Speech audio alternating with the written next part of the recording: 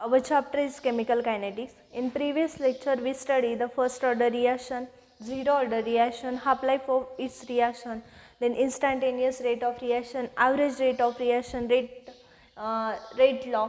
हे आपण previous lecture ला बघितलं, but ते बघितलं in the mathematical form. Then in this chapter last point is the collision theory of bimolecular reaction. Is it theoretical part?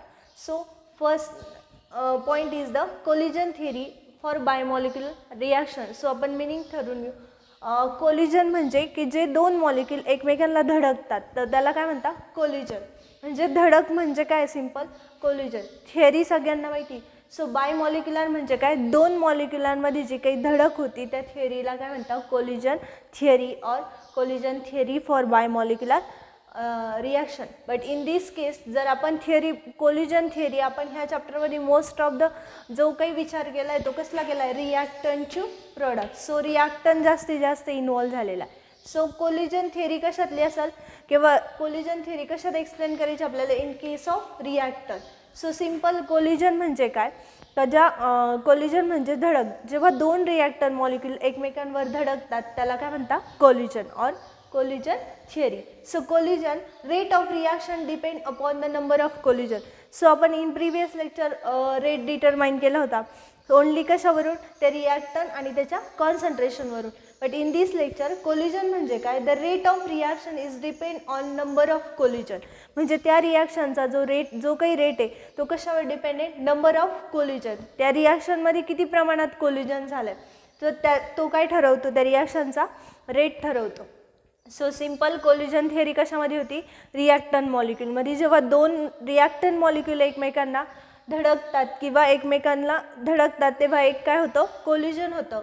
आणि ते कोलिजन म्हणजे काय? किंवा रिॲक्शनचा रेट कशावर डिपेंड असतो? किती प्रमाणात रिॲक्टंट एकमेकांवर कोलाईड करतात किंवा किती प्रमाणात रिॲक्टंट मॉलिक्यूलचं एकमेकांवर कोलिजन होतं तोच काय असतो? त्या रिॲक्शनचा रेट असतो इन कोलिजन. सो आपण बघितलं तीन स्टेजेस असतात: solid, liquid and gases. In the solid consider केलं तर त्यांचं जे बॉन्डिंग असतं ते कसं असतं? स्ट्रॉंग असतं. ॲज कम्पेअर टू आपण जर गॅसेस बघितलं, गॅसेसचा एक कंटेनर कन्सिडर केलं, suppose it is container of gas. So त्याच्यात हे काय? गॅसेसचे मॉलिक्यूल आहे. सो ते एकमेकांना काय असतात? रँडमली ते फ्री टू मूव्ह असतात. म्हणजे ते एकमेकांना काय फ्रीली काय असतात? ते मूव्ह असतात. सो मग सगळ्यात जास्त कोलिजन कशात होईल? As compared to solid, liquid and gas. So जास्तीत जास्त कोलिजन कशात होईल?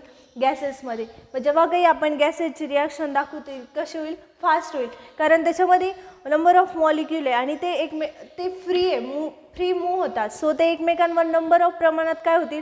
कोलाईड होतील. सो मग रेट ऑफ रिॲक्शन ज्या काही रिॲक्शनमध्ये आपण काय गॅस घेणार आहेत सो त्या रिॲक्शनचा रेट कसा असेल? फास्ट असेल. बिकॉज त्यांच्यामध्ये काय असतं? कोलिजन असतं आणि नंबर ऑफ गॅसेस मॉलिक्यूल काय होतील? ते एकमेकांवर कोलाईड होतील आणि त्यानंतर आपल्याला काय भेटेल? Product. So it is first point is collision. Okay, collision theory of bimolecular. त्यात आपल्याला बघायचं आहे collision. Next one activation energy. Then third one is potential energy barrier. So first point बघितला आपण कोलिजन. कोलिजनमध्ये काय? दोन रिॲक्टंट मॉलिक्यूल एकमेकांवर धडकतात. So त्याला काय म्हणतात? Collision.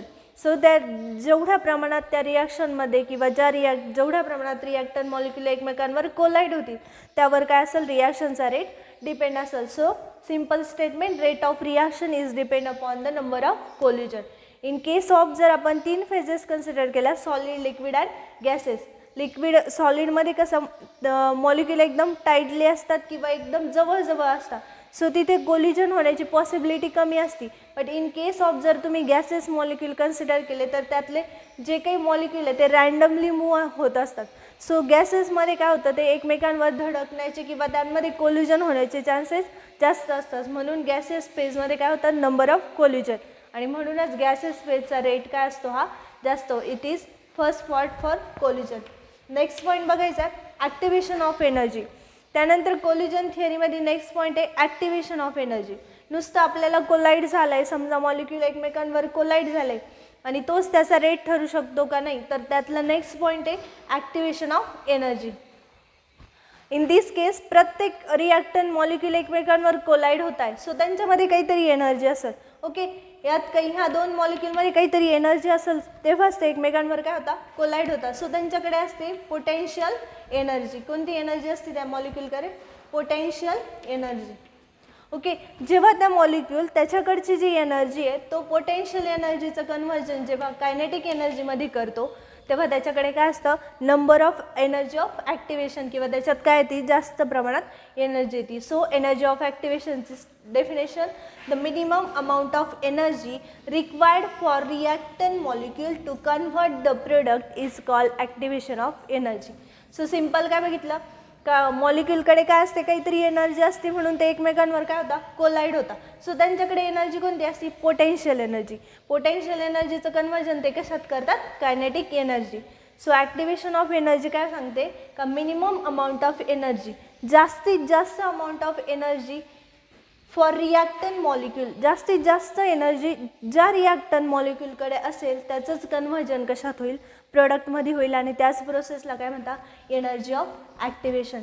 Simple energy of activation म्हणजे काय, minimum amount of energy to required reactant molecule. जास्तीत जास्त अमाऊंटमध्ये जी काही एनर्जी असेल, ज्या रिॲक्टंट मॉलिक्यूलकडे जास्तीत जास्त एनर्जी असेल आणि तोच जर रिॲक्टंट मॉलिक्यूल दुसऱ्या रिॲक्टंट मॉलिक्यूलबरोबर कोलाइड झाला तर आपल्याला त्याचं कन्व्हर्जन कशात होतं, प्रोडक्टमध्ये होतं. जर त्याच्याकडे लेस एनर्जी असेल तर त्याचं कन्व्हर्जन प्रोडक्टमध्ये होऊ शकत नाही. म्हणून सिम्पल का नुसता main factor is rate depend करण्यासाठी कोलिजन नाही आहे, नुसतं कोलिजन झालं रिॲक्टंटचं कन्व्हर्जन प्रोडक्टमध्ये झालं असं नाही आहे. नेक्स्ट बघितलं आपण ॲक्टिवेशन ऑफ एनर्जी, तो पण इम्पॉर्टंट फॅक्टर आहे. का तर त्या प्रत्येक रिॲक्टंटकडे एनर्जी असतेच असं नाही, ज्यांच्याकडे एनर्जी असतील ते रिॲक्टंट मॉलिक्यूल रिॲक्ट होता आणि आपल्याला काय भेटतं, product. It is energy of activation. So first point is collision and second one is the energy of activation. So कोलिजनमध्ये काय लिहायचं, rate of reaction depends upon number of collision. त्या रिॲक्शनचा रेट कशावर डिपेंड असतो, त्याच्या नंबर ऑफ कोलिजनवर. Next आहे ॲक्टिवेशन ऑफ एनर्जी. सो ॲक्टिवेशन ऑफ एनर्जीमध्ये काय, the minimum amount of energy is required, जास्तीत जास्त अमाऊंट ऑफ एनर्जी काय लागते, त्या रिॲक्टंट मॉलिक्यूलला लागते तेव्हाच त्याचं कन्व्हर्जन कशात होतं, प्रोडक्टमध्ये होतं. So simple collision theory explain करताना कोलिजन म्हणजे धडक, आणि ती कशात बघतोय आपण, ओनली द रिॲक्ट. फर्स्ट बघितलं आपण collision theory. Next one activation of energy. Then third one is orientation of reactant molecule. So आपल्याला त्याचं ओरिएंटेशन बघायचं, बट कशाचं, रिॲक्टंट मॉलिक्यूल. ओरिएंटेशन म्हणजे काय, सिम्पल मॉलिक्यूल एकमेकांवर कशा प्रकारे कोलाइड होता आणि कसे कोलाइड झाल्यानंतर आपल्याला त्याचं कन्व्हर्जन प्रोडक्टमध्ये भेटतं, किंवा ते कसे एकमेकांवर कोलाइड झाल्यानंतर आपल्याला प्रोडक्ट भेटतो. सो ते बघायचं आपल्याला in orientation of reactant molecule. Suppose we consider simple reaction A plus C and B, C dash B. So A also reactant and B dash C are also reactant. In this case consider two reactant to gives AB plus C. Okay, तर आपल्याला product काय भेटतो, AB plus C.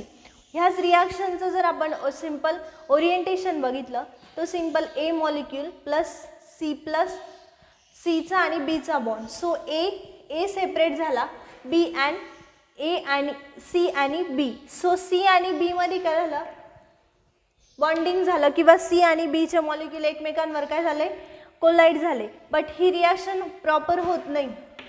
So this is reaction is not possible, कारण त्याच्यात रिॲक्टंटचं collision कसं झालं आहे, B आणि C. बट हेच जर कन्व्हर्जन नेक्स्ट बघितलं आपण, जेव्हा Aचं आणि Bचं कोलाइड होईल एकमेकांवर तेव्हा ती रिॲक्शन आपल्याला करेक्ट भेटते. So A dash B plus C. So simple this reaction is not possible because C आणि B.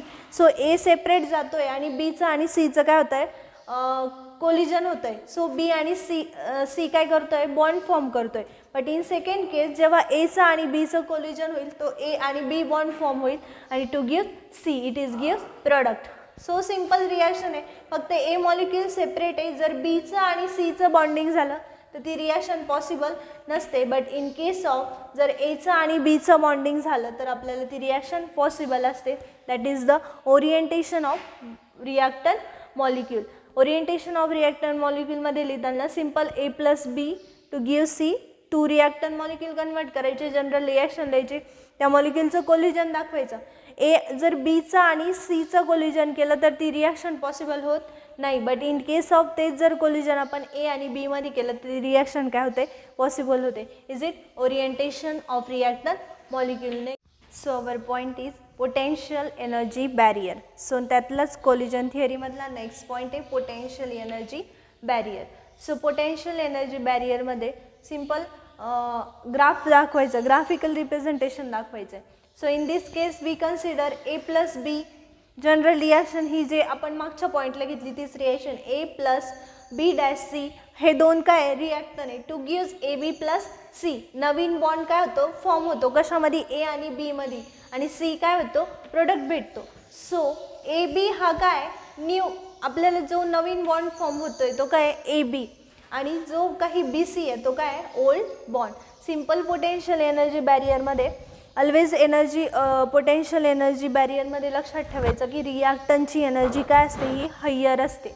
रिॲक्टनची एनर्जी जास्त असते ॲज कम्पेअर टू प्रोडक्ट. तो सिम्पल रिॲक्शन कन्सिडर केली A plus B C to gives A B to form B C new bond. So simple घेतलं, A B काय झाला, new bond form झाला, and the B C is the old bond. So ही reaction आपल्याला जेव्हा काही आपण energy किंवा पोटेन्शियल एनर्जी किंवा एनर्जी प्रोफाईल डायग्राम ड्रॉ करतो, सो त्याची ट्रान्झिशन स्टेट राईट करणं मस्ट आहे.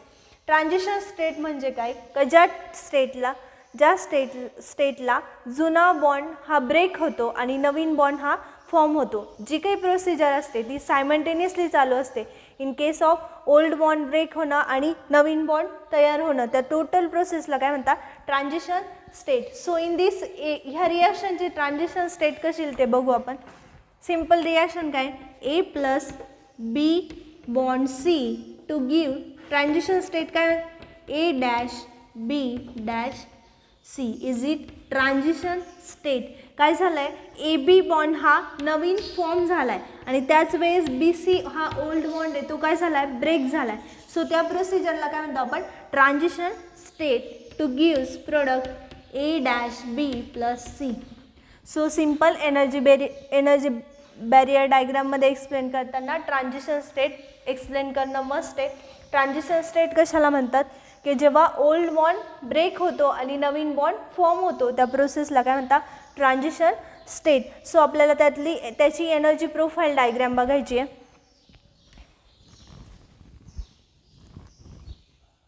हिअर इकडे राईट करते मी energy profile diagram.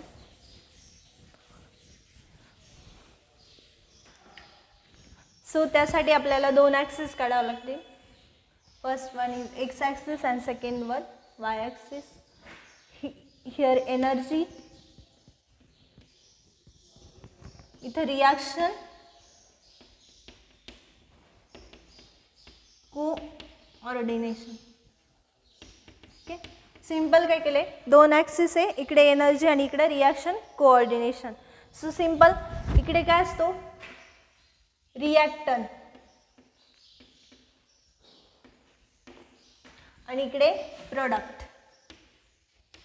रिॲक्टन and product. Simple काय केलं, रिॲक्टन अँड प्रोडक्ट. सो ऑलवेज काय सांगितलं होतं मी, ऑलवेज लक्षात ठेवायचं, रिॲक्टनची एनर्जी जास्त असते कशापेक्षा, प्रोडक्टपेक्षा. काय झालं, रिॲक्टनची एनर्जी ही काय असते, जास्त असते कशापेक्षा, प्रोडक्टपेक्षा.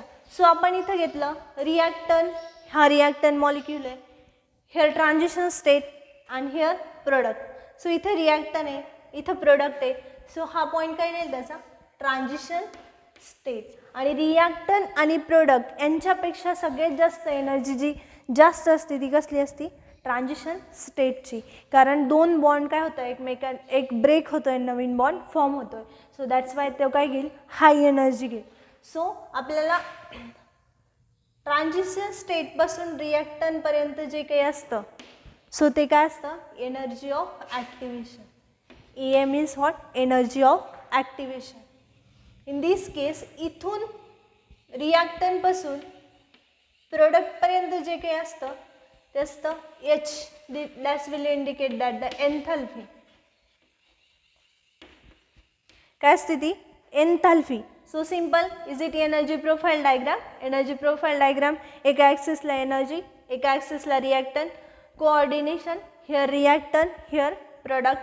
So simple, transition state, reaction कशी गेली आहे, reactant, transition state, product, reactant, transition state, product. So transition स्टेटपासून रिॲक्टंटमध्ये पर्यंत जी एनर्जी असते ती असते एनर्जी ऑफ ॲक्टिवेशन, आणि जर रिॲक्टंटपासून प्रोडक्टपर्यंत जी काही एनर्जी असते त्याला आपण म्हणतो एन्थॅल्पी.